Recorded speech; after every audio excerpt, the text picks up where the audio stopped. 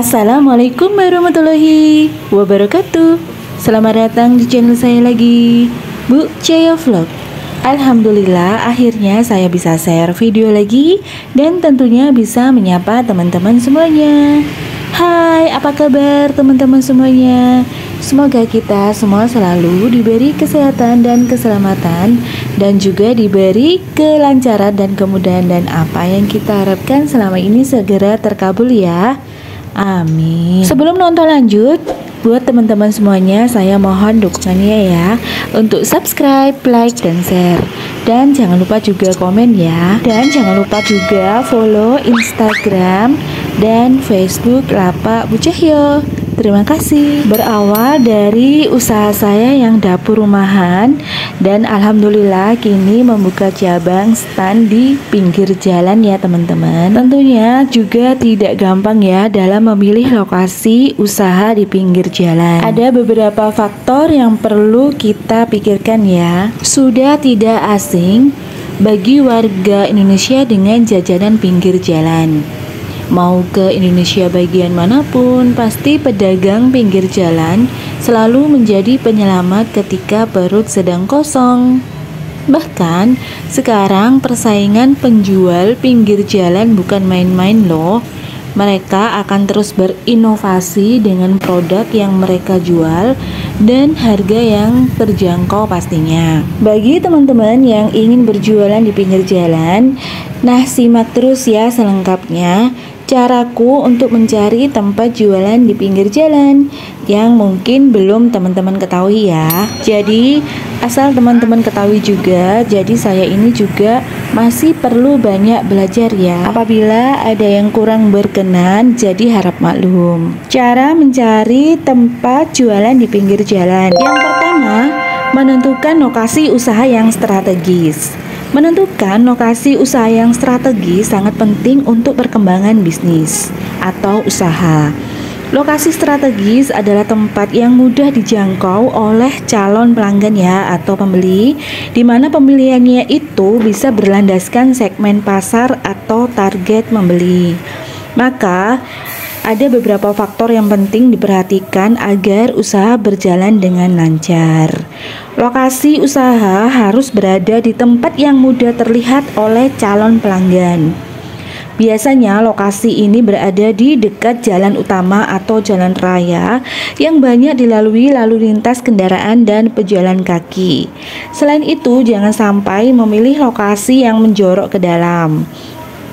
Itu karena tempat usaha Anda akan kurang terlihat karena calon pengunjung atau calon pelanggan akan teralihkan dan melihat tempat usaha kompetitor. Tips lainnya, jangan juga memilih lokasi usaha yang berada di belokan. Biasanya lokasi usaha di belokan jalan kurang terlihat karena pengendara lebih fokus terhadap jalan dan kendaraannya. Lalu tempat usaha di belokan juga kurang memiliki lahan parkir memadai. Poin yang kedua, tingkat keramaian. Teman-teman bisa langsung survei bagaimana keadaan lokasi yang akan dijadikan tempat jualan. Biasanya pedagang akan memilih tempat yang ramai orang lalu lalang seperti di jalan raya, atau di pusat pasar, atau di sekolah, atau pusat perbelanjaan. Tempat yang ramai tentunya akan membantu dagangan teman-teman cepat laris ya. Karena biasanya jika tempat tersebut ramai orang, maka jualan teman-teman tidak akan terlihat begitu sepi walaupun belum ada yang beli. Poin yang ketiga adalah luas tempat. Teman-teman perlu memperhatikan luas tempat usaha yang akan teman-teman bangun. Teman-teman bisa mempertimbangkannya dengan produk yang akan teman-teman jual. Biasanya jika teman-teman jualan makanan atau kuliner yang memang harus makan di tempat, maka pertimbangkanlah lahan parkirnya ya. Dan poin yang keempat adalah akses transportasi.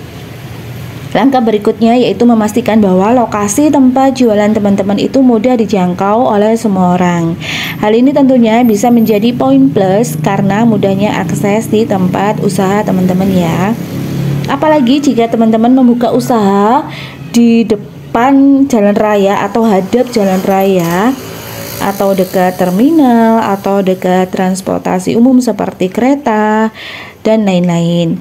Banyaknya orang yang lalu lalang bisa membantu usaha teman-teman agar dilirik oleh konsumen ya. Dan poin kelima adalah sumber bahan baku. Bagi teman-teman yang memiliki usaha kuliner atau produk non-jasa lainnya, pastikan jarak lokasi usaha dekat dengan sumber bahan baku ya. Hal ini tentunya akan memudahkan teman-teman untuk melancarkan jualan teman-teman setiap hari. Apalagi dengan mempertimbangkan meringankan ongkos kirim bahan baku. Selain itu, jarak lokasi usaha yang dekat dengan sumber bahan baku membuat usaha teman-teman selalu siap sedia jika butuh bahan baku dengan cepat. Poin keenam, jarak target pasar. Jika teman-teman sudah memperhatikan siapa target pasar, maka perhatikan juga jarak target pasar ke lokasi usaha teman-teman ya. Biasanya orang akan membeli produk yang jaraknya itu tidak terlalu jauh, apalagi jika konsumen membutuhkan barang dengan cepat. Poin ketujuh, kebersihan lingkungan. Hal ini menjadi poin penting buat teman-teman semuanya yang ingin membuka usaha di pinggir jalan ya. Pasalnya, tempat jualan yang kotor tentunya akan mengurangi minat konsumen atau calon pelanggan. Apalagi kalau teman-teman jualan makanan dan minuman. Tempat yang kotor tentunya menjadikan jualan teman-teman tidak higienis. Maka dari itu, carilah tempat yang bersih dan hindari tempat jualan di samping tong sampah yang besar. Bau yang menyengat akan membuat calon pelanggan tidak nyaman berbelanja. Poin ke-8, ketersediaan tenaga kerja. Nah, buat teman-teman yang usahanya itu butuh tenaga kerja, jadi pertimbangkan ketersediaan tenaga kerja yang berkualitas di lokasi yang teman-teman pilih ya. Pastikan teman-teman dapat menemukan tenaga kerja yang sesuai dengan kebutuhan usaha teman-teman. Tentu akan lebih baik memiliki tenaga kerja atau pegawai yang lokasi tempat tinggalnya itu tidak terlalu jauh dari tempat usaha teman-teman ya. Dengan begitu, pegawai tersebut bisa datang ke tempat usaha teman-teman tanpa terlambat. Jika semua tenaga kerja datang tepat waktu, operasional usaha tidak akan terganggu. Poin yang ke-9, pertimbangkan juga faktor resiko potensial di lingkungan usaha teman-teman ya. Jadi resiko yang mungkin terjadi diantaranya adalah seperti rawan banjir atau longsor atau bencana alam lainnya gitu ya. Apakah lokasi usaha teman-teman itu rawan terkena guncangan gempa bumi? Nah, usaha sebaik dan semenarik apapun akan hancur begitu aja terkena bencana alam. Selain resiko bencana alam, pertimbangkan juga resiko kejahatan.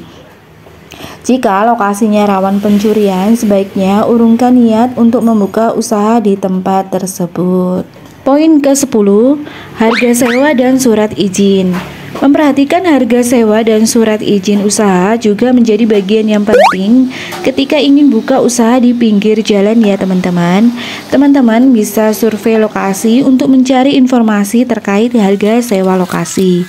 Dan teman-teman juga bisa mencari informasi ke tempat atau ke instansi daerah tentang surat izin buka usaha, apa aja berkas yang harus disiapkan, berapa lama surat izin akan turun, dan yang lain sebagainya. Jadi berikut tadi sudah saya infokan 10 cara saya untuk menentukan lokasi usaha jualan saya ya.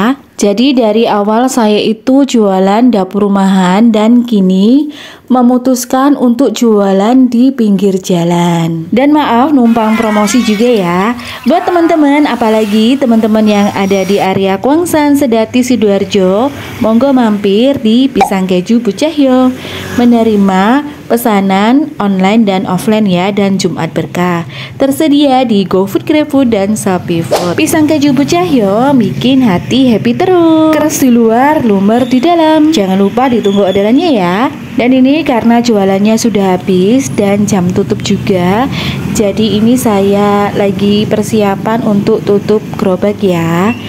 Dan begini kondisinya ya teman-teman. Tak terasa sudah di penghujung video, maka saya akhiri dulu.